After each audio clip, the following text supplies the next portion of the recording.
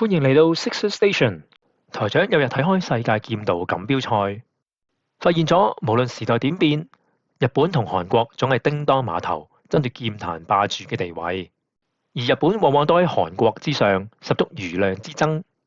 呢個現象令我好好奇，點解呢兩個國家可以長期統治劍壇呢？劍道明明起源自日本，韓國又點解可以喺呢個基礎上建立出自己嘅競爭力，慢慢崛起到可以威脅到日本呢？你又知唔知劍道喺韓國嘅官方名稱唔係 Kendo 而係 Kondo 呢？今日我哋就嚟深入探討呢個問題，日本嘅 Kendo 同韓國嘅 Kondo。因為無論日文同韓文，追溯翻佢哋漢字嘅來源都係劍道，所以我會喺呢條片分別用 Kendo 同 Kondo 嚟指示日本同韓國嘅劍道。OK， 咁點解同一個武術體系會有兩個名嘅呢？佢哋有幾似，又有幾唔同呢？講到劍道嘅頂尖舞台，就一定係世界劍道錦標賽啦。自1970年首屆比賽，日本幾乎壟斷晒所有榮譽。男子團體賽喺18次比賽面贏咗17次，唯一一次失手係2006年。女子團體賽自1997年開始，至今都未輸過。韓國係唯一有能力同日本正面交鋒嘅對手。2006年成功奪得男子團體金牌，仲有11次銀牌同3次銅牌，每次同日本對戰都打得相當激烈。其他國家好似美國、巴西、加拿大、台灣就好似第三梯隊咁。美國攞過2次銀牌都算係咁啦，但要同日本、韓國競爭，差距仍然好大。團體賽以外，個人賽更加係日本一枝獨秀。男子賽優勝有2015年嘅網代中勝、2018年嘅安藤祥、2024年嘅星子啟泰。女子賽優勝有近藤美光同松本梨月等人，帶領日本保持不敗。韓國雖然未有個人冠軍，不過睇得出韓國嘅劍士開始追上嚟，近幾屆已經唔係咁一面倒啦。題外話，大部分劍道優勝都係喺日本做警察嘅。呢一點值得我哋喺下一條片研究下。講到經典賽事，2006年台北嗰屆就走唔甩啦。當時美國隊狀態大勇，喺4強賽爆冷擊敗日本，震驚全場。日本連勝紀錄喺嗰一刻終止，無緣決賽。韓國隊見到機會喺決賽同美國交手，最終以2-0攞下金牌，成功打破日本嘅壟斷。點解日本同韓國咁強呢？喺日本，劍道一段以上有超過200萬人，訓練資源同比賽經驗都係頂尖。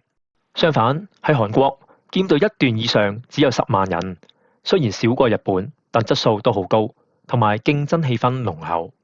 相比之下，其他國家喺訓練環境、資源同經驗上都同日韓有明顯距離。要搞清楚 Kondo 同 Kendo 嘅關係，我哋要從 Kondo 喺韓國嘅歷史講起。呢段故事要追溯到19世紀末到日本佔領朝鮮半島嘅時期。當時 Kendo 作為日本武士劍術嘅延伸傳入韓國。有記錄顯示，早喺1896年，韓國警察已經開始用 Shinai 做擊劍嘅訓練。1908年，警務廳就主辦過韓日兩國巡查嘅劍道比賽。隨住時間推移，Kendo 喺韓國逐步紮根。1916年，私立5星學校設立咗劍道場，將 Kendo 納入課程。朝鮮武術家姜樂遠喺1921年設立咗朝鮮武道館，被視為韓國劍道道場嘅起源。佢仲喺延禧專門學校、梨花女子專門學校設立劍道部進行指導。因此，姜樂遠被認為對朝鮮劍道嘅普及作出咗巨大貢獻。朝鮮武道館仲喺1922年主辦咗第一次武道大會。自1920年代以嚟，好多劍道道場相繼成立，主要由大日本武德會同警務廳管理。大概同一時間，坊間叫嘅擊劍被證明為 Kendo。但到咗1945年，日本二戰戰敗，韓國脫離殖民統治，Kendo 嘅情況急轉直下。Kendo 被視為日軍遺留嘅文化，遭到全面抵制。1953年，大韓劍道會成立，將 Kendo 改名為 Kondo， 旨在將 Kendo 重新定位，塑造成韓國獨有嘅武道，擺脫日治嘅影響。直到今日喺大韓劍道會嘅官方網頁，依然可以見到韓國好刻意咁淡化日本嘅影響。佢哋聲稱 Kondo 唔係單純由 Kendo 演變而嚟，而係承接咗2500年前中國春秋戰國時期嘅劍術傳統，並且考古到高句麗嘅青銅時代。佢哋話咁顯示咗韓國自古以嚟已經有出色嘅劍術文化，比日本嘅 Kendo 更早。同時，官方亦話現代 Kondo 嘅真正起源其實係古代韓國新羅花郎嘅擊劍修練。有啲人以為劍道係日本嘅產物，日本將劍道發展為一項運動，係佢哋嘅驕傲。但根源出現自我哋，呢個係我哋嘅自豪。雖然呢啲講法缺乏可靠嘅證據支持，但反映咗戰後韓國想同日本劃清界線嘅決心。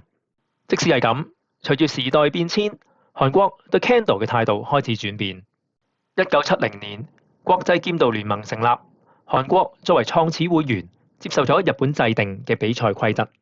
Kondo 同 Kendo 嘅距離開始拉近。近年，韓國劍道界內部開始出現反思，點解唔大方啲承認 Kendo 係 Kondo 嘅根源呢？2022年，新主席金用京上任，帶領大韓劍道會調整方向，將 Kondo 進一步同 Kendo 接軌，喺保留韓國特色嘅同時，漸漸回歸國際標準嘅框架。講完歷史，等我哋睇下 Kondo 同 Kendo 究竟有幾相似。從根本嚟講，佢哋係同一個體系，都係用國際劍道聯盟嘅標準規則。無論喺邊個地方比賽，得分判斷、比賽結構、審判嘅標準都係一致，冇任何差異。裝備方面，兩者都完全一樣，用 Shinai 着波具，包括 Man、Kote 同 Do。設計同物料方面都冇分別。技術層面亦都係啦，無論 Kendo 定 Kondo， 攻擊嘅目標都係 Man、Kote、Do 同埋喉嚨。要求嘅姿勢、發力同 Ki 都係統一嘅標準。無論你喺邊度練，核心技術都係一樣。呢啲共通點說明，雖然 Kondo 同 Kendo 曾經喺唔同嘅發展路上，佢哋仍然係同一個武術體系嘅延伸。不過 Kondo 同 Kendo 之間細節上仍然有值得留意嘅分別。從技術講起， Kendo 有10套標準嘅 kata， 自1950年代定案，用 Bokudo 練習。Kondo 都有沿用呢啲 kata， 但 Kondo 另外就加咗一啲特色嘅套路。朝鮮世法曾經係5段以上晉升考試嘅必修項目，去到2022年先至唔使。但另一套本國劍法呢，就維持4段以下必修。呢兩樣都係韓國強行喺推廣 Kondo 時加入本國文化嘅例子。就技術層面嚟睇呢，佢哋同 Kendo 係一啲關係都冇。術語上 Kendo 同 Kondo 都有唔同，譬如 Kendo 用 Man、Kote、Do， Kondo 改用 Merit、Somo、Huri。雖然攻擊動作一樣，但語言表達上各有特色。喺禮儀上， Kendo 比賽前後都會做 Songkyo 敬禮，源自武士傳統。但 Kondo 喺本國嘅比賽就唔會 Songkyo， 但佢哋去返國際賽呢，又會 Songkyo 嘅喎。審判員用嘅旗幟亦都係一個分別點啦。日本一直用紅白旗，反映日本國旗嘅色彩。其實唔講我都唔知。韓國喺戰後就一直用藍白旗，避開日本紅日嘅象徵。直到2022年改例，紅白旗先第一次喺韓國嘅 SBS 級使用，顯示出同國際接軌嘅意願。呢啲差異雖然唔影響比賽嘅本質，但反映咗韓國喺 Kendo 框架內嘗試保留自身文化嘅努力。呢點喺韓國以外嘅人，包括我自己，可能好難明白。畢竟全世界都喺 Kendo 比賽都用緊日本嘅規則，講緊日文嘅指令，所以日韓之間嘅問題係好深遠。我哋就唔喺呢條片討論啦。講到尾 Kendo 同 Kondo 只不過係一門武藝嘅兩種演繹。韓國同日本近在咫尺，殖民時期 Kendo 直跟韓國。1945年兩國分道揚鑣，日本守住 Kendo 傳統，韓國重塑 Kondo， 但一把 Shinai 始終聯繫住佢哋嘅歷史同埋競技精神。講到劍道實力，日本以外，冇人能夠同韓國比。日本穩坐霸主寶座，而韓國靠住鬥志同拼勁穩坐第二。睇嚟呢個瑜亮之勢短期內都唔會點變啦。你又點睇 Kendo 同 Kondo？ 不妨留言講下。如果你中意講劍講日本，記得 like 同 subscribe Sixth Station。拜拜，下次再見。